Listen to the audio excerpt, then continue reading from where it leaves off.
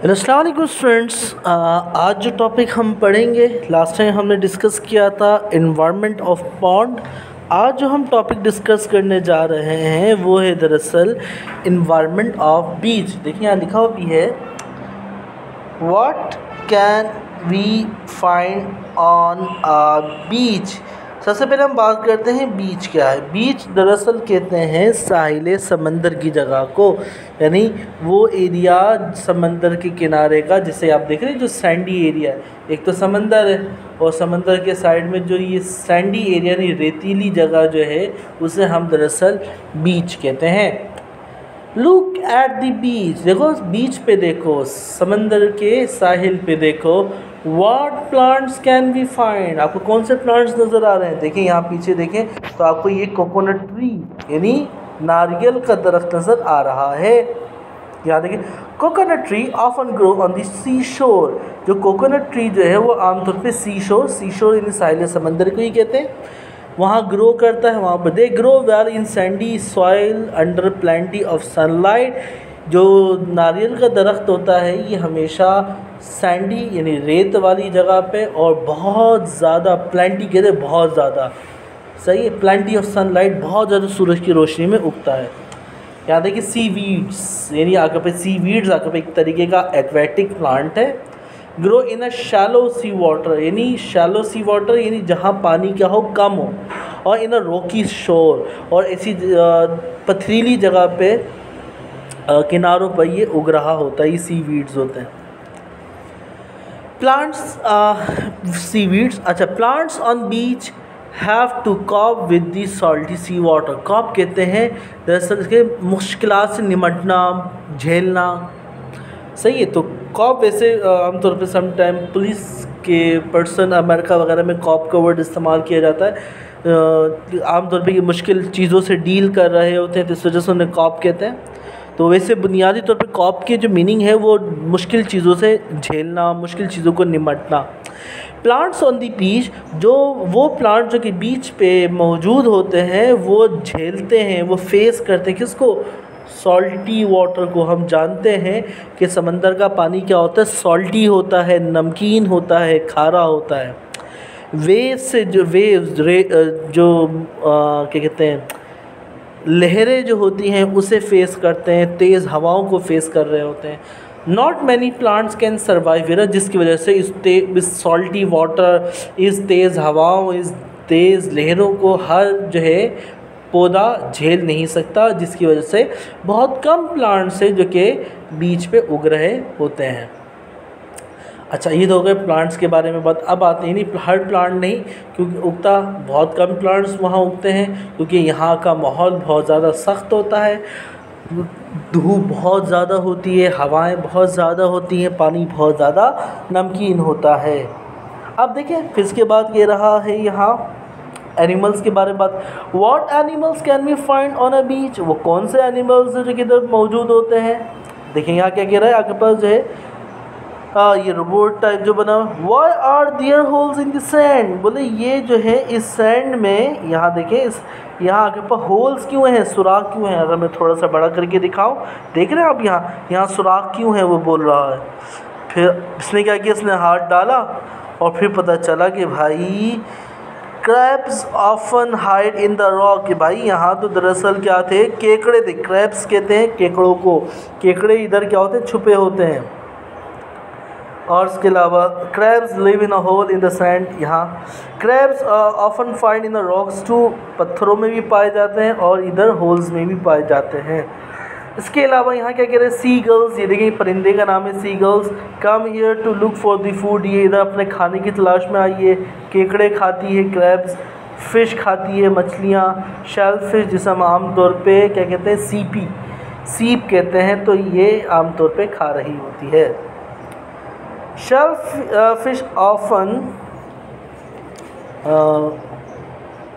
Washed up on to beach, आमतौर पे जो है अपने आप को धुलने के लिए जो है साहिल समंदर पे आ रही होती हैं।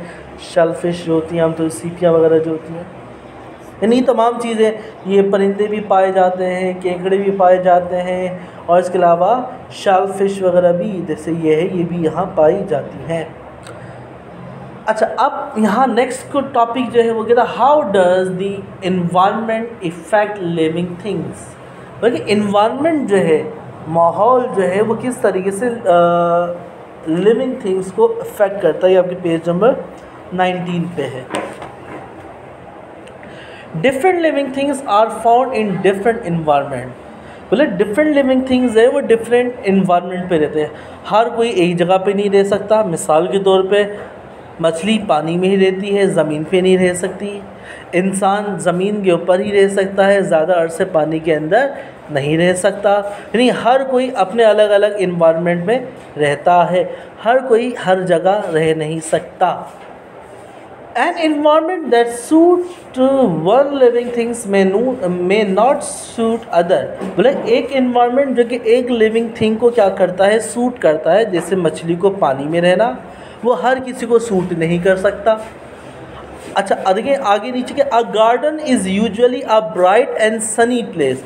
तो गार्डन जो होता है इज़ यूजुअली वो ब्राइट होता है, रोशन, सनी, यानी जहाँ सूरज की रोशनी बहुत ज़्यादा होती है।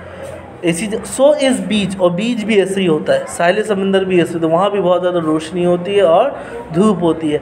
हाउ एवर, लेकिन a garden is covered with soil. Garden जो होता है वो सॉइल, मिट्टी से कवर होता है, but beach is covered with sand.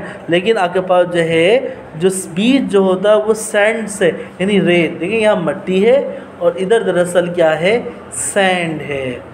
देखिए मिट्टी के अंदर बहुत ज़्यादा क्या होते हैं, ग़िज़ाइयत मौजूद होती है, लेकिन अगर पद सैंड के अंदर ग़िज़ाइयत मौजूद नहीं होती। मिट्टी के ज़रात बहुत बारीक होते हैं और जो रेत होती है उसके ज़रात थोड़े मोटे होते हैं। Soil can hold more water than sand. क्या कह रहे हैं, सॉइल जो होती है, जो वो मिट्टी जो कि गार्डन वगैरह में पाई जाती है, इसके अंदर ज़्यादा पानी क्या हो सकता है, होल्ड हो सकता है, या अपने अंदर ज़्यादा पानी को जज़्ब कर सकती हैं, अपने अंदर ज़्यादा देर तक पानी को रख सकती हैं। किसके मुकाबले में, आपके पास जो है सैंड के मुकाबले में, रेत के मुकाबले में।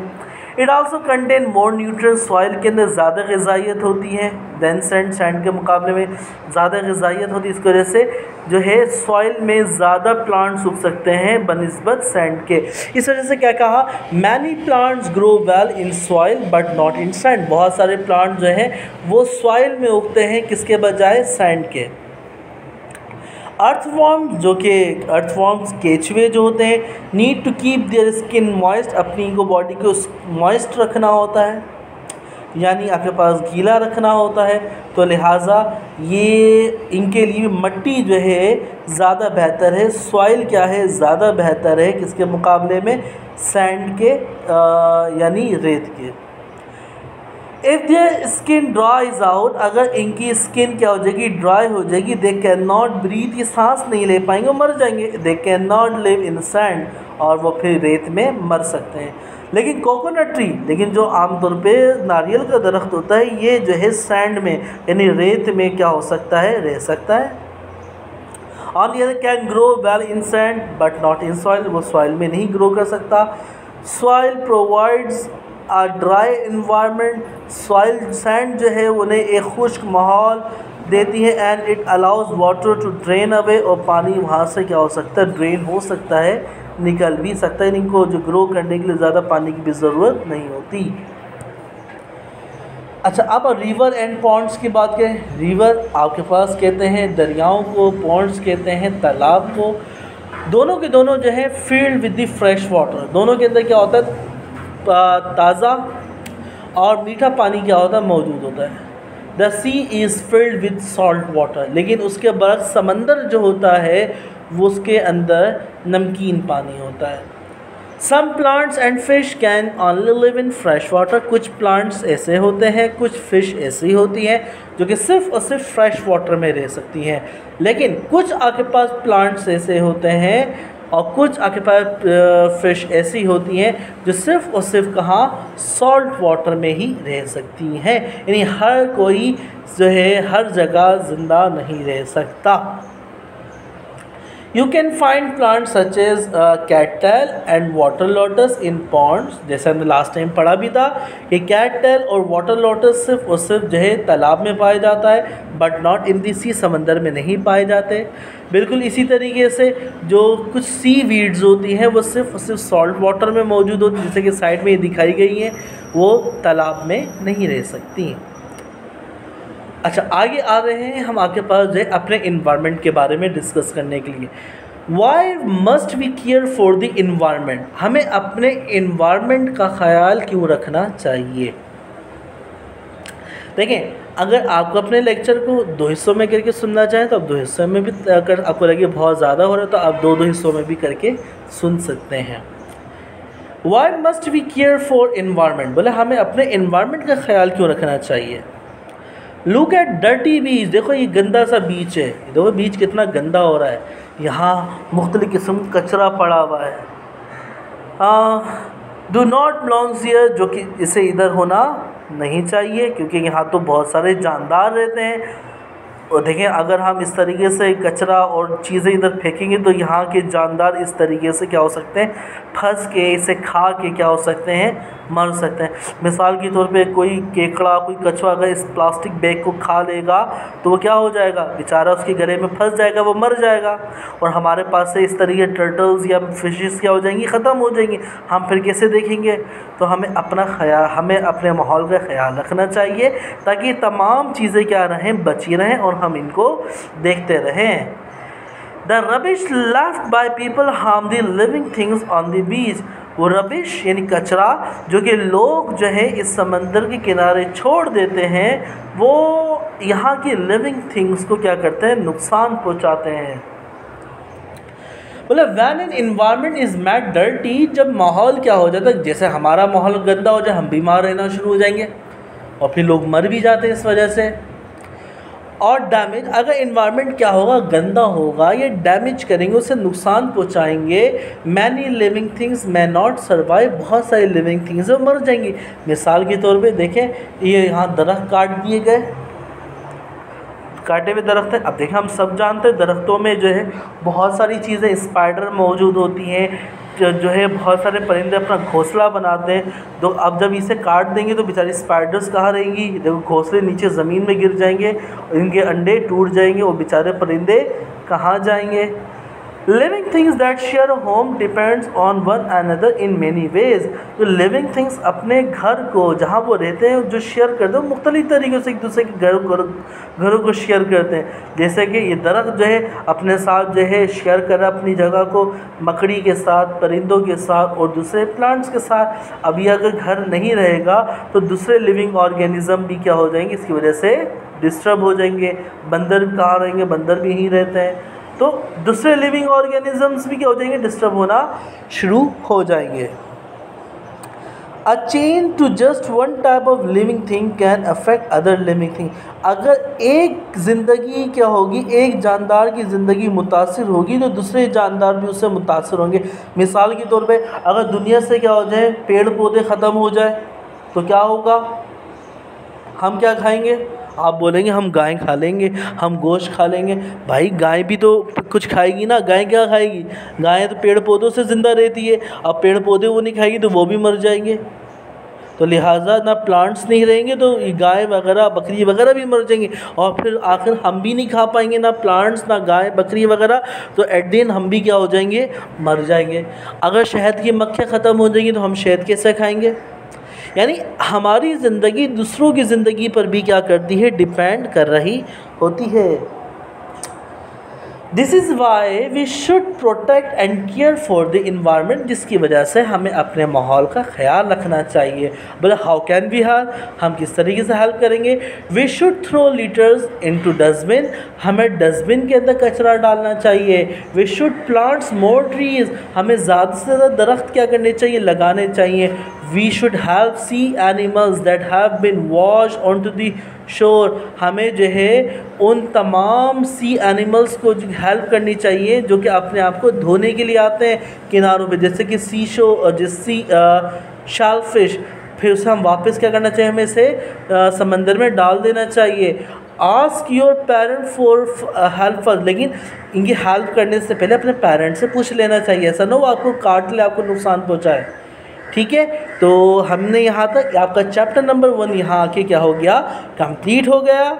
हमने यहाँ ये पढ़ा कि भाई इन्वायरमेंट गंदा नहीं रखना चाहिए, इससे क्या होगा, हमारे माहौल को, हमारी ज़िंदगियों में भी नुकसान होगा, और हमें अपने इन्वायरमेंट को साफ़ सुथरा रखने के लिए क्या करना चाहिए।